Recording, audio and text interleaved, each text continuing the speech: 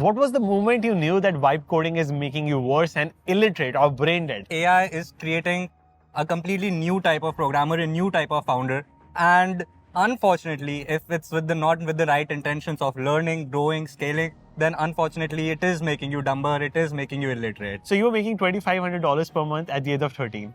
What happened after? At the best, I was making around $5,000 to $6,000 a month at the age of 16 or 17. You had US-based clients wanting, web services. Now, how did you finally decide that you want to stop working on your business? Do you think AI made you stop working on it? Do you think you were becoming obsolete with your web development business in India? That's why you wanted to come to the US to build? You're becoming one of the reason more programmers will be illiterate because you're making GiGa AI, which is part of Cursor AI. You're encouraging that. What is your take on that? If you call SF as an infinite sum game and India as a zero sum game, why? So, Hi everyone, today I am with the writer of the blog called AI is Creating Illiterate Programmers. He's Namanyay. He has written that article which was reached out, which has touched so many programmers and YouTubers, including Primogen, and I have also made a video on it. And most importantly, he is now building an AI. He got his O1 visa coming from India to the US, and not just that, he's building for those illiterate programmers in the world of vibe coding. It's very controversial. I'll let you introduce.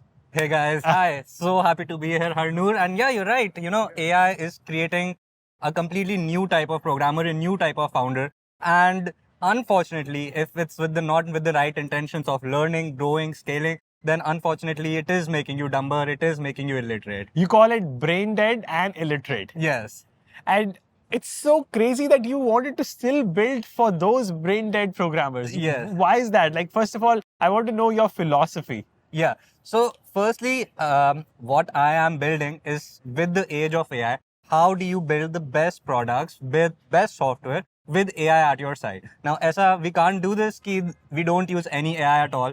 We have to use AI. It is the best tool for software development in so many years. But what is the right way to use it? And how would a good programmer use it versus someone who's just looking for a quick end result or a quick shortcut? So that is the difference that we want to highlight. And Namanyay got funded in SF. In the last 6 months, so many things happened. You got funded.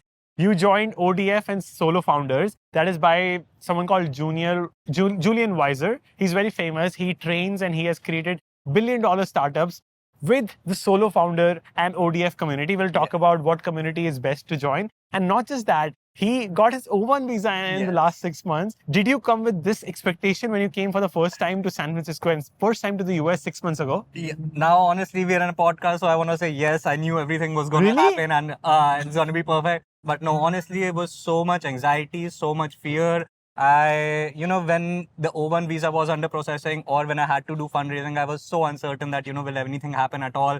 Or will I have to go back a failure? So it was very, very anxious, but I'm so glad it has done now. First of all, I want to know about your programming career. Like, you started to code at the age of 11 and now you are building for vibe coders. So how you evolved from coding on your own using Stack Overflow, which you write about, to finally building for the world of vibe coding? Yeah.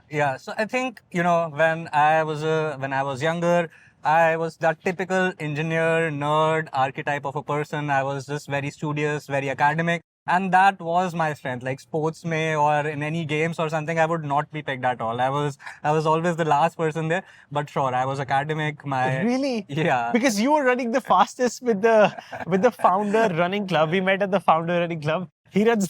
Yes. I've learned these things now, but in the beginning, it was very much, my family was academic focused. We did not have too much. So for all of it was the same thing, get really good marks, get a good career. That was the focus. So academics was one of my strengths. And I had a computer at home and I used to play so many video games was my escape. So I used to play all the games all the time. And at some point I started thinking, man, how do these games even work? How does a computer even work? What's going on in the background? And that's how I first started programming. And just in a couple of years, just learning online on Stack Overflow on different blogs, I saw that tech and programming, that's the largest money-making industry. And especially as an Indian kid, I started freelancing and I was getting jobs for $5 or $10. I was writing code for people for $5 or $10 as a freelancer. Where? So at that time, there was one forum called Digital Point. That was one of the bigger forums where people used to buy and sell. And there was also Reddit, where I used to be a part of. So people are just asking, make me a website or something. So for a website, I used to charge $50 or $100 as a 13-year-old kid in India. That was still so much money and so impressive for everyone. Your classmates have told me. I've met his classmates in Delhi and actually in the SF Bay Area founder community. They talk about that you were making websites at the age of 13 Yes. and that also shipping fast for the customers and making money. Yes. How much money you were making at 13? So I got a job at makeuseof.com. It's a big technology blog. And those guys gave me a salary of $2,500 per month. At the age of 13? At the age of 13, yes. They did not know my age. It was a completely remote job. I did not tell all of these details. They just chose me based off of my work and my portfolio. Wow. What made you so passionate for coding? I think it's as a child, or as I was definitely, honestly, I was not included in many of the things. I was not a part of, I did not have too many friends. I really had just this one thing, computers. And I thought, man, okay, if this exists, I saw a post by Mark Zuckerberg, by Elon Musk, by Bill Gates, and I'm like, these people are the best, the richest in the entire world. They're doing so good, man. How can I start? How can I play a small part in this journey? And that's what made me start. Okay, so quickly, two important messages for all students. If you have taken loan to come to the US, if it is in US dollars, it's worth it. Even if you are an F1 visa, H1B visa, to refinance it, because many students on Reddit reported, on X reported that their interest rate dropped to less than half, less than 7%. Some people have interest rate more than 10%. They take through Prodigy Finance or other places. You can reduce it to 5 to 7% with SoFi, because with SoFi, irrespective of your visa, you can refinance immediately in just one step with the link in description below. And even if you want to open the bank account, that's completely optional. You can check out the link as well. Number two is, if you are coming to the US, if you haven't tried Mint Mobile, you have to try right now, because starting at just $15 per month, you get unlimited 5G, unlimited calling, unlimited text messages, and roaming in US, Canada as well. So what are you waiting for? Enticing, right? Whenever I go to India, I just add additional roaming, and it's almost my 5th year starting with Mint Mobile, and it's my favorite career provider in the US. Go check out both in the description below. So you were making $2,500 per month at the age of 13. What happened after? Like at the age of 14, 15, 16, did you continue to make money? Yeah. So on my career and on my personal side of things, so there's this, in my school, there was a computer club and we used to go to so many hackathons. So I joined that part of the club. I became the president there, and I think I did 40 different hackathons in my high school years, 9th, 10th, 11th, and 12th. Really? How old are you? I'm 27 right now. Wow, you're of the same age. So Yeah. I just can't believe, like, when I was that age, I mean, I didn't even know the term hackathon. How did you get the awareness? Yeah, I think I was so lucky to be a part of one school which had a computer club. So yeah, again, programming or being intelligent or being successful in tech sort of became my escape or my identity, because that's what people started getting to know me for. And being a part of this hackathon community, I was started getting recognized there. And I kept doing all freelance work as well. I think the best I was making around $5,000 to $6,000 a month at the age of 16 or 17, when I had multiple different projects running and going on. Wow. And what freelancing opportunities you were taking, and from where? Reddit was my main source of channel for me. So I think in all of this, you have to find what's not being popular or what's not being used so much. So at that time, Upwork, it was called Elance, and it was so popular that people were doing things for really cheap and it was highly competitive.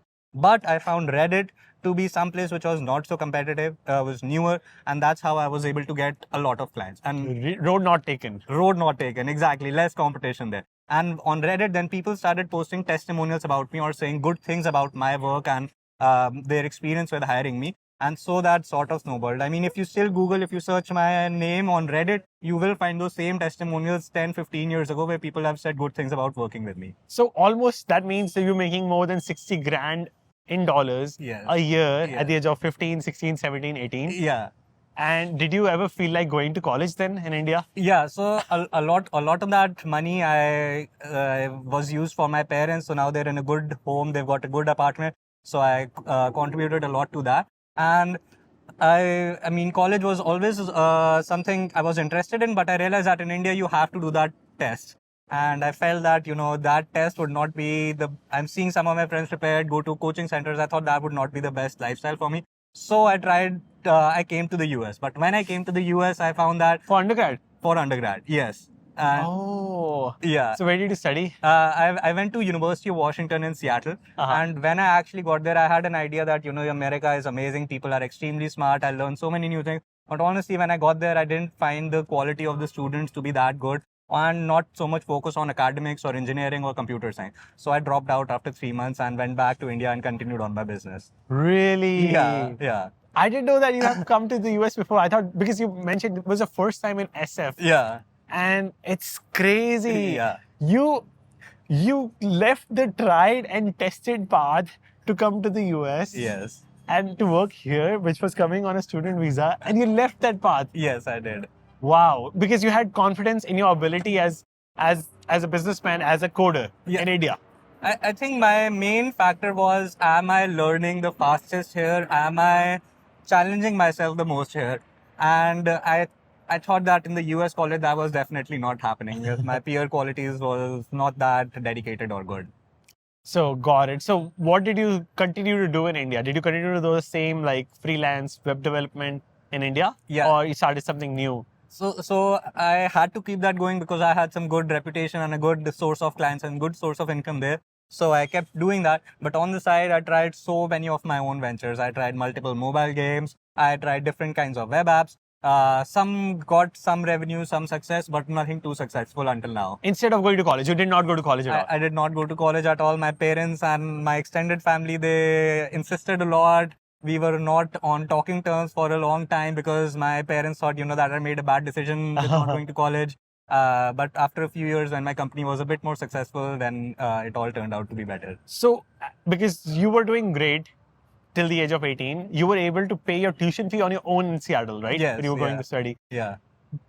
Wow. Yeah. It was such an incredible journey because decisions were in your hand. Yeah. Because he was making so much money to pay for college, Yeah. be self-independent. Yes. And he took the decision to drop out. Wow. Not everyone have the guts to do that. And he went back. And your family always believed in you, or they were against that decision? No, I think for 1 or 2 years after dropping out, they all were like, man, koi bhi college kar lo, do some distance learning, go to any institute, try doing the IIT, JEE exam again, just try anything. But I always had an idea that unless I am putting my 100% effort into my business, into my startup, into my learning, if I have a plan B or a backup option, then I won't be able to get the correct results. So I kept on my path. Fascinating. Now tell me, what business did you establish instead of going to the US to study? Yeah, so all the web development work was getting really successful. And at the best time, I had a team of 12 engineers under me. I personally oversaw the hiring, recruiting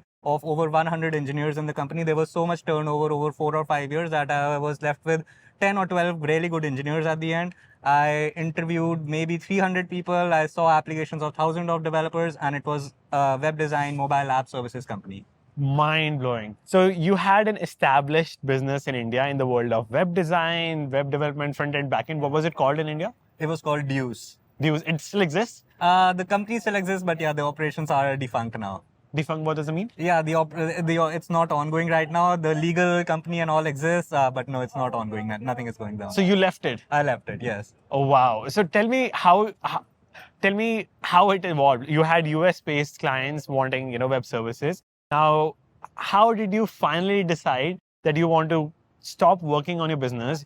Do you think AI made you stop working on it? Do you think you were becoming obsolete with your web development business in India? That's why you wanted to come to the US to build? What was the philosophy behind it? Yeah, so my very first line of business was around the age of 14 only. I was making personal websites for individual people, like portfolio websites for small businesses and people.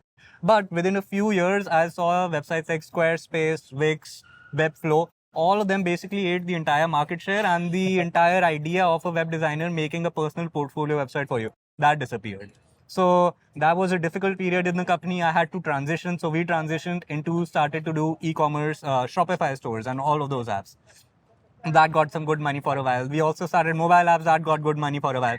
But around the time when AI was released, I really saw that the same thing that has happened to me a few years ago, where Squarespace just ate my entire business, and overnight there was no more business in this personal portfolio websites. I thought that AI will do the same thing for services business. It will be very difficult to survive as a service business because people will be directly able to use AI and get end results. I see. Yeah. So you knew that service businesses in the world of AI are gonna be obsolete. Exactly.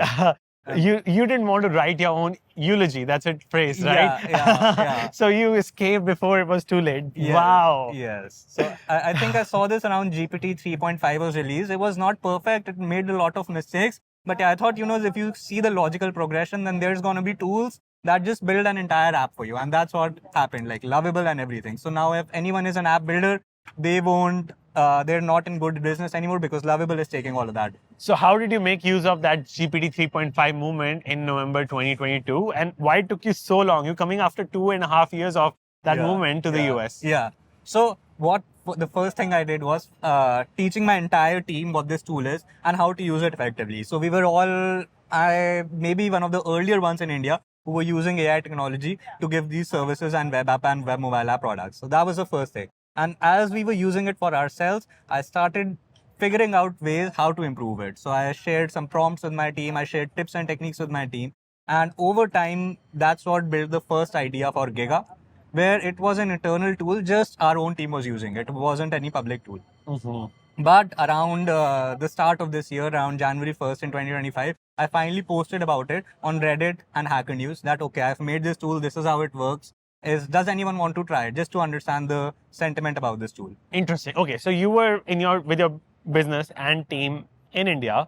You started teaching your team AI and build for internal usage a tool called GiGa. By the way, Namanyay is a founder of GiGa AI, which actually has infinite memory of AI. You talk to Cursor AI, VS Code, all these chatbots for coding. It will retain the context for lifetime. Because if you lose the context, you start the chat from zero. You have to give more information. The context dies. All the bugs fixed you have done. All the tried and tested things that are done, they die as well. You have to restart and say again, over and over again, fix everything. And the memory is lost. So next day you start the chat again. There's more friction. Exactly. So that's why to reduce it, you build GiGa AI and you were testing it by yourself in India. Exactly. Yeah. So we were testing it all by ourselves. And I posted about it on Reddit. And honestly, I didn't expect much of a response, but I posted it in nighttime in India. And when I woke up, it had like 100 comments. It had 50,000 views. And wow. Then I'm like, okay, now I think this can be the new business that I can work on. This is something that people want. People are facing the same problems and same confusions. So you knew you wanted to work on this. After that post became successful, I realized, okay, now I can start trying to actually make this a product. At that time, it was not ready for public usage. It was just an internal tool. So I packaged it, I made an extension, I shipped it. And yeah, that's when I started seeing success signs there. Wow, this is brilliant. I'm so happy for you. So I want to learn, first of all, like in the world of memory, there are so many tools I have seen. What is unique about GiGa? Because I have seen Mem0. I interviewed the founder of Mem0, which is memory for AI. I like Dravya working on super memory. So many people working on memory, and YC takes similar projects in YC as well. It's just mind-blowing. So what is unique about GiGa AI? Talk to the audience who are beginner coders.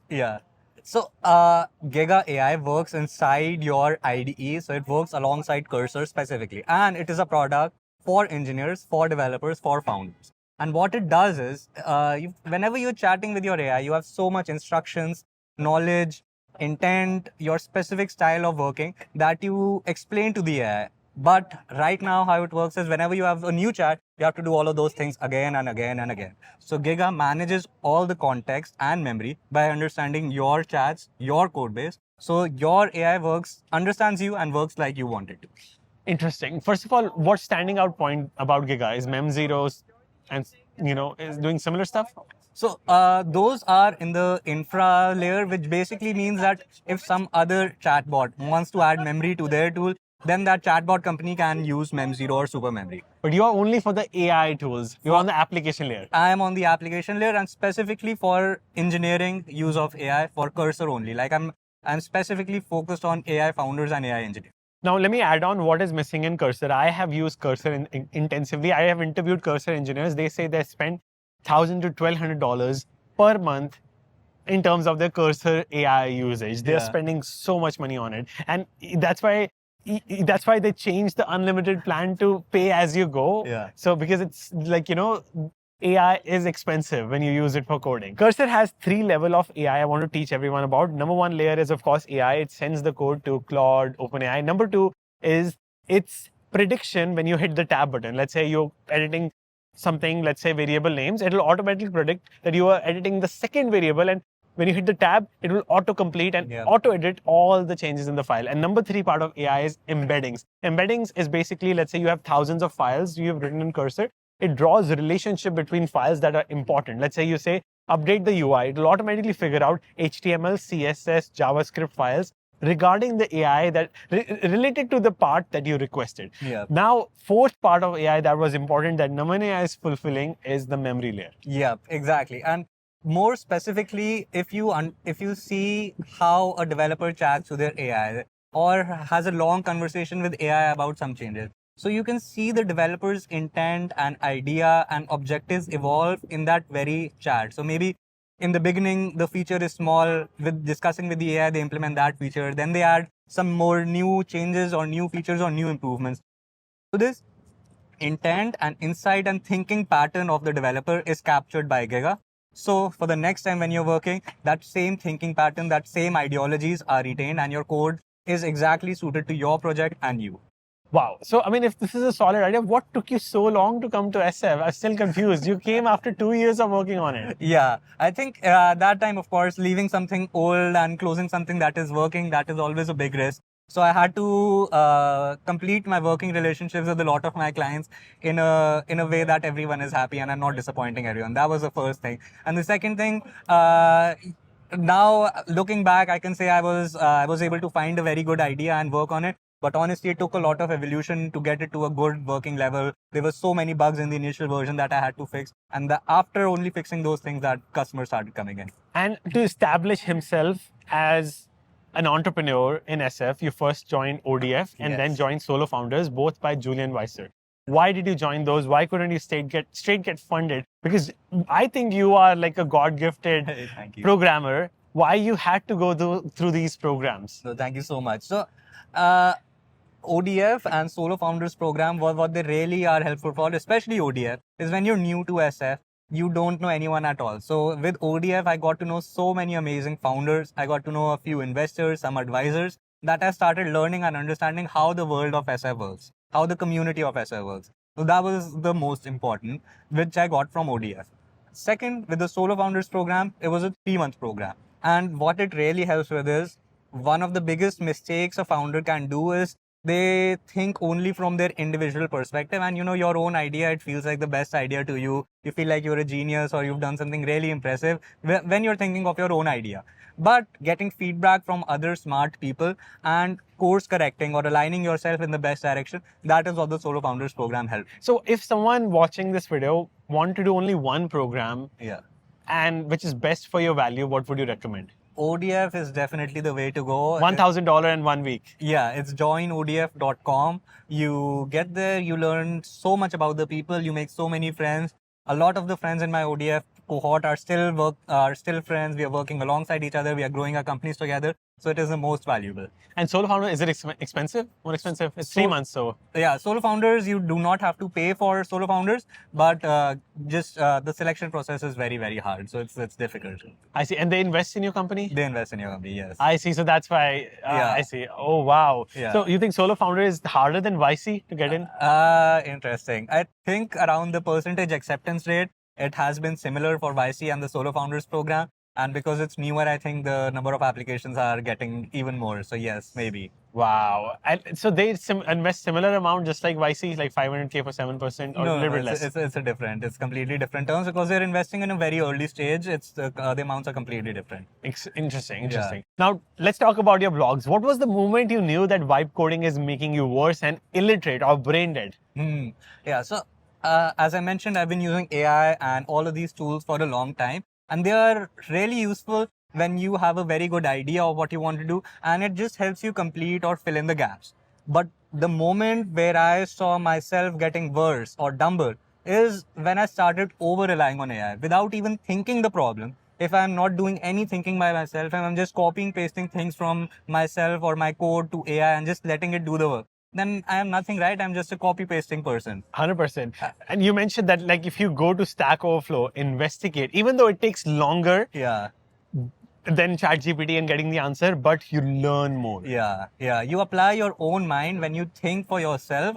That's when you're learning. If you're just copy pasting in AI, then you're not growing every day. And over a long term, you will go down and you'll become much worse. Now the controversial take, you're becoming one of the reason more programmers will be illiterate, because you're making GiGa AI, which is part of Cursor AI. You're encouraging that. What is your take on that? I think the direction I'm taking with GiGa AI is helping people who are in this interest of doing it for the long term and in the right way. So GiGa AI actually helps you evolve and learn, because with the chat history analysis, you clearly identify where your AI mistakes are, how you can improve, how you can do things better. And teaching in a way, giving the information to the developer on what they're doing wrong, how can they be better, how are their statistics in a very measurable and observable way. That's important to me in GiGa. So let me break that down. I think this is similar to the idea of traces. So some people call it traces. So let's say you talk to AI for, like, for thousands of files, and it's a 5-hour conversation in terms of chats.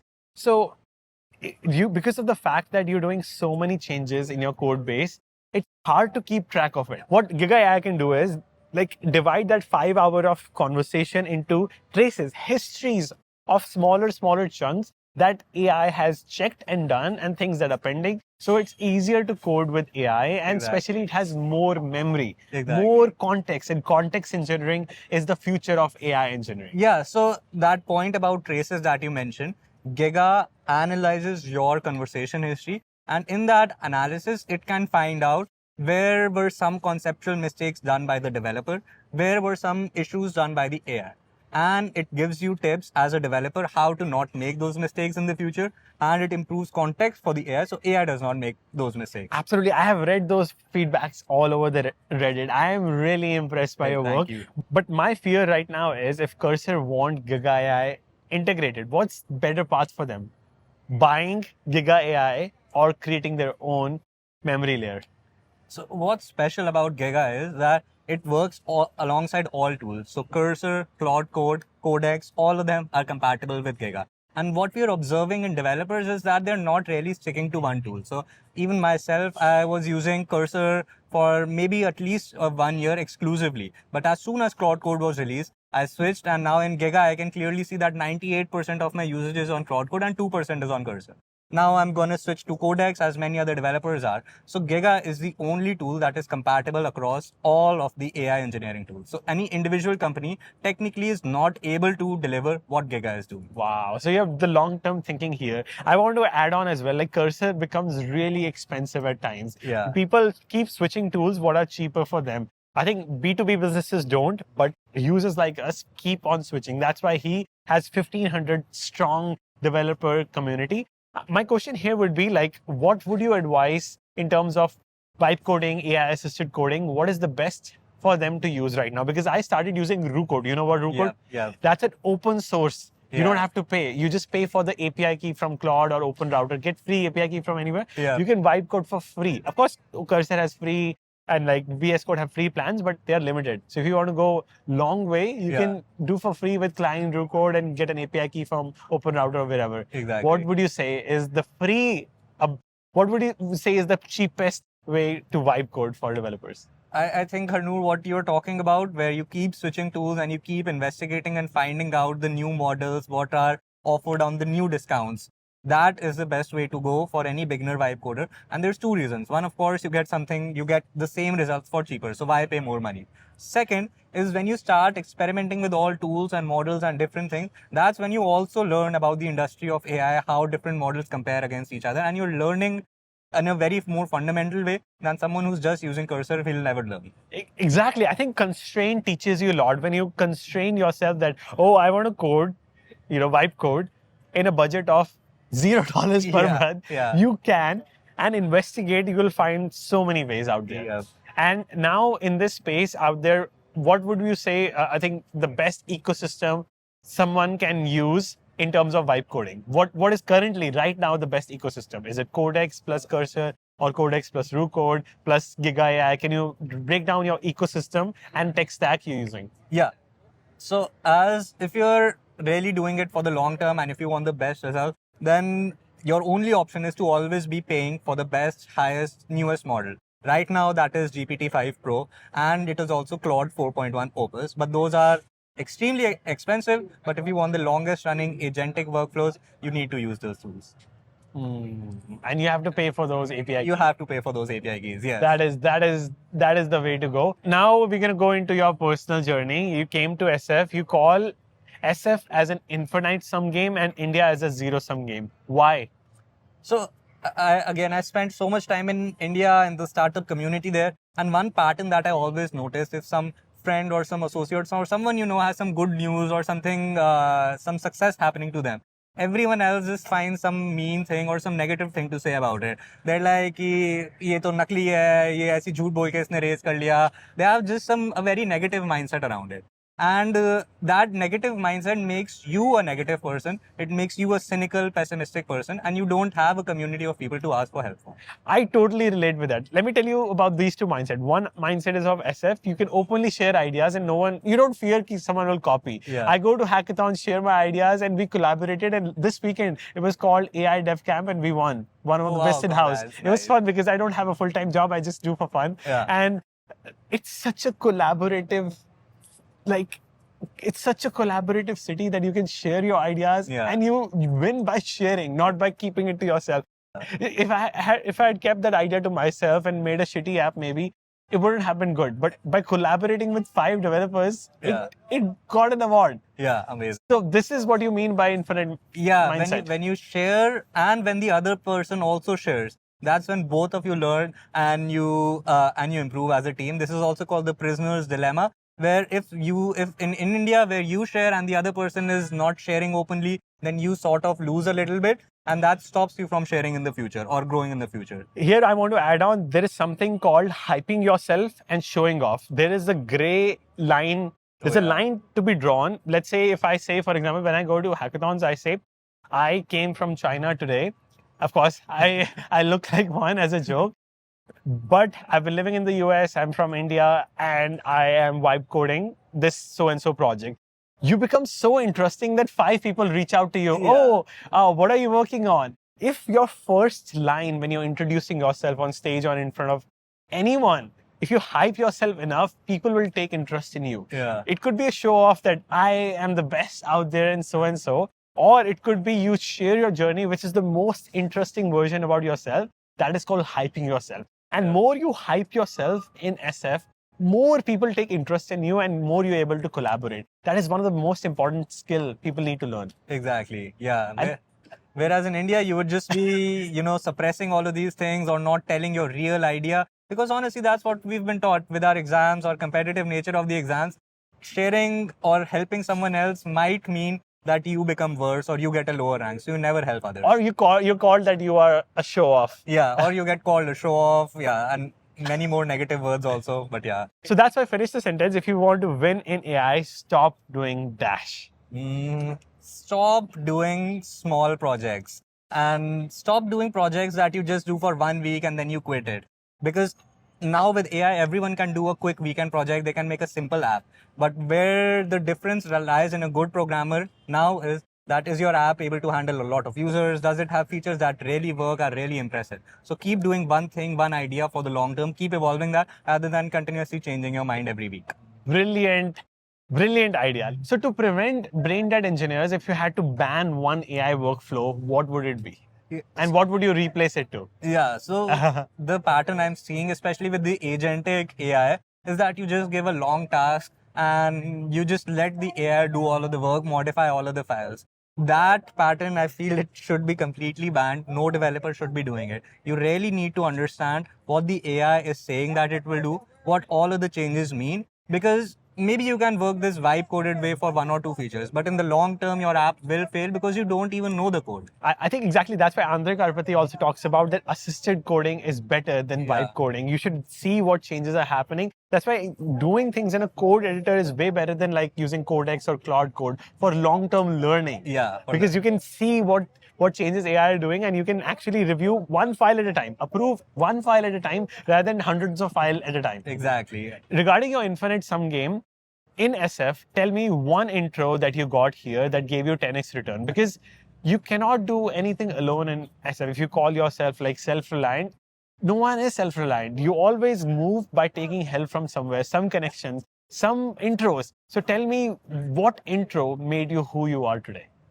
I think some of the strongest help comes back, as you said, it comes back 10x. And often you don't even know how or when it'll come back. So in my case, one friend, Chaitanya, I helped him out initially many months ago about some legal help around his O1 and his application on his O1.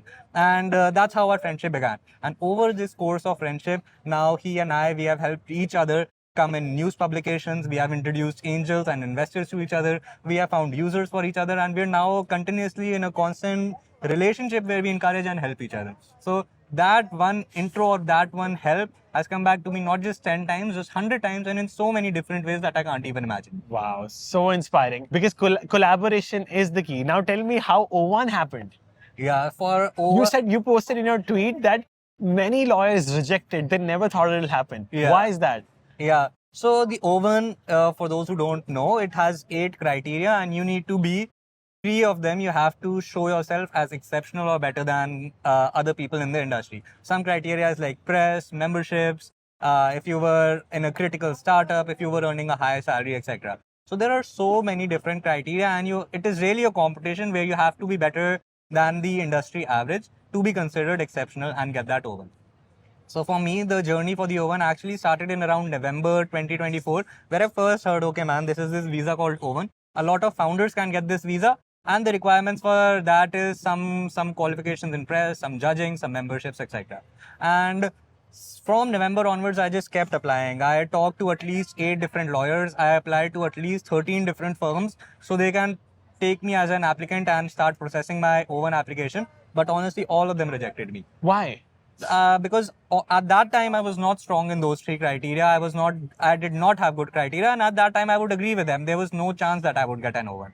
So only after every month I kept improving my profile in those fields. I asked everyone I know. I applied to all places to get some opportunities in judging hackathons. I applied to all type of memberships, the Solo Founders Program, ODF, all of them to get the memberships criteria. I really tried. I understood if I can write better, my writing is my strength. So can I use my writing to start appearing in press publication and get featured in the news? Automatically happened, that blog.